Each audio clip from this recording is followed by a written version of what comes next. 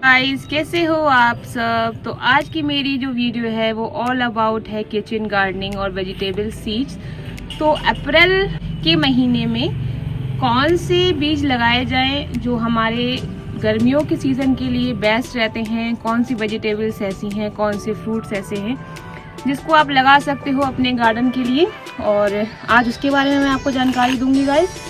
तो कुछ ऐसी चीज़ें और ऐसी सब्जियां हैं जो आप इस महीने में जल्द से जल्द लगा सकते हो और देर मत करिए, इसी महीने में लगा डालिए इन सब्जियों को। तो इन सब्जियों में जो मैं बताने वाली हूँ आज, तो ये देखिए मेरे पास बीज है। सबसे पहले भिंडी, तो ये आप भिंडी ज़रूर लगा लीजिए गाइस। तो क्योंकि भिंडी का टाइम आ रहा है और भिंडी आप अपने गार्डन में अच्छे से ग्रो कर सकते हैं ग्रो बैग्स में, और या फिर आपके पास कोई भी कट्टा या बोरी जिसमें भी आप लगाना चाहो। उसके अलावा वाटरमेलन, इसके अलावा आपका बिटर गॉर्ड यानी करेला, करेले के अलावा आप कुकम्बर भी लगा सकते हैं यानी खीरा, पंपकिन कद्दू, और कॉर्न यानी भुट्टा। तो कॉर्न भी आप लगा सकते हो, ठीक है। और लौकी कोई भी तरीके की हो आप लौकी लगा सकते हैं गाइस। तो मेरे पास देखिए लौकी और तुरई के दो तरीके के बीज हैं। ये तो मैंने ऑनलाइन ऑर्डर करके मंगाए थे गाइस मीशो से, और ये मैं परचेज करके लाई हूँ। तो गाइस ये सीड्स मैं 20-20 रुपए में परचेज करके लाई हूँ। इसमें लौकी और तुरई के बीज हैं। तो ये बड़े वाले पैकेट्स हैं जो मिलते हैं, और वो छोटे पैकेट्स हैं जो आप कॉम्बो में आप मंगाते हो। तो ये कॉम्बो वाले नहीं हैं, ये बड़े पैकेट्स हैं। और इसके अलावा ये जो है गोल तुरई, गोल लौकी अलग अलग टाइप की, एक इस टाइप की आती है और एक वो गोल वाली आती है। तो ये, और ये लंबी वाली लौकी है, और ये खरबूजा, और भी काफ़ी सब्जियां हैं जिसके बीज आप लगा सकते हो। तो मैं देखिए यही वाले बीज लगाने वाली हूँ आज। तो ये जो है आपके लिए गर्मियों के लिए बेस्ट रहते हैं, और इस टाइम पे आप अप्रैल के महीने में लगा सकते हो। इन बीजों को बहुत अच्छे से ग्रोथ देंगे और बहुत अच्छे से ग्रो करेंगे। तो इन चीज़ को आप अपने गार्डन में ज़रूर गाइस इंक्लूड करिए मेरे कहने से। स्टार्ट करते हैं इनकी मिट्टी को बनाना। सबसे पहले तो मेरा काम ये है कि मेरे पास ये छलना रहता है गाइस। तो जब भी मैं सीड्स लगाती हूँ तो मिट्टी जो है गाइस छनी हुई इस्तेमाल करती हूँ, क्योंकि जल्दी जर्मिनेशन हो इस वजह से। तो देखिए मैं जो हूँ मिट्टी को छानूंगी, जो भी मिट्टी है हमारी तो उसको हम पहले छानेंगे इस तरीके से। तो यहाँ पे देखिए मैं मिट्टी छान रही हूँ, तो जो भी एक्स्ट्रा आइटम होगा ना वो निकल जाएगा। जैसे कि देखो छनी हुई मिट्टी हमें मिल गई है। और गाइस ये पुरानी मिट्टी है, तो ये भी हमें ध्यान रखना है कि पुरानी मिट्टी जो है वो हमें कैसे उसको उपजाऊ बनाना है। पुरानी मिट्टी मतलब यूज़ करी हुई मिट्टी है, क्योंकि मेरे अभी गार्डन सॉइल मैंने नीचे से उठवाई नहीं है। तो ये यूज़ मिट्टी है, लेकिन यूज़ मिट्टी को इस्तेमाल करने से पहले कम से कम 2 से 3 दिन आपको धूप में सुखाना है।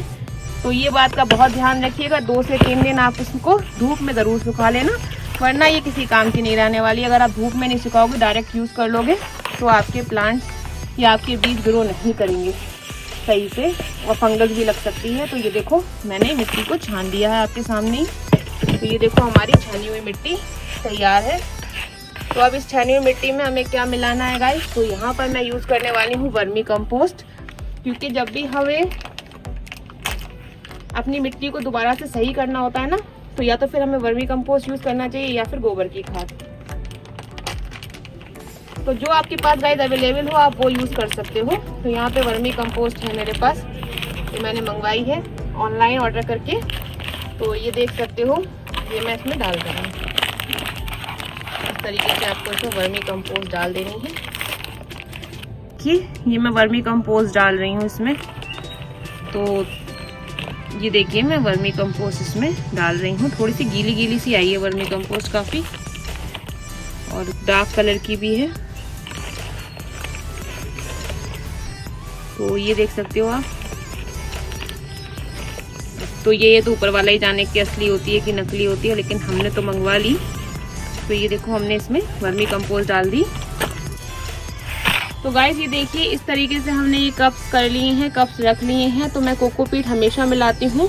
जब भी हमें बीज का जर्मिनेशन चाहिए होता है तो कोकोपीट का इस्तेमाल हम ज़रूर करते हैं। तो यहाँ पे मैंने वर्मी कंपोस्ट, कोकोपीट और गार्डन सॉइल, ये 3 चीज़ें ली हैं और इसको छान लिया है बहुत अच्छे से। और चलिए अब हम इसमें थोड़ा सा ट्राइकोडर्मा भी मिलाएंगे, क्योंकि कोई फंगस या चींटियाँ वगैरह ना आए। तो ट्राइकोडर्मा में मिला देती हूँ, फंगीसाइड भी मिला सकते हो, फंगीसाइड भी अच्छा रहता है। तो ट्राइकोडर्मा में मिला रही हूँ इसलिए कि कोई फंगस या चींटी वगैरह ना आए। तो ये देखो ट्राइकोडर्मा मैंने इसमें मिला दिया है। मैं इन कपों में छेद कर रही हूँ इस तरीके से, देखिए यहाँ पे छेद हो गए। इस तरीके से आपको इन कपों में छेद कर लेने हैं। देखिए मैंने कर दिए हैं इसमें छेद, तो ताकि ड्रेनेज सही रहे। तो ये देखो सब में ऐसे करके छेद कर देना है हमें। ये जो है मैंने लौकी के सीड्स लगाए हैं, तो ये देखो इस तरीके से ये लगाए हैं। तो इसका जो ऊपर वाला ये हिस्सा होता है ना, ये हमें इस तरीके से रखना है। और ये लग गई हमारी लौकी। इस तरीके से ही हमें ये वाली लौकी भी लगानी है।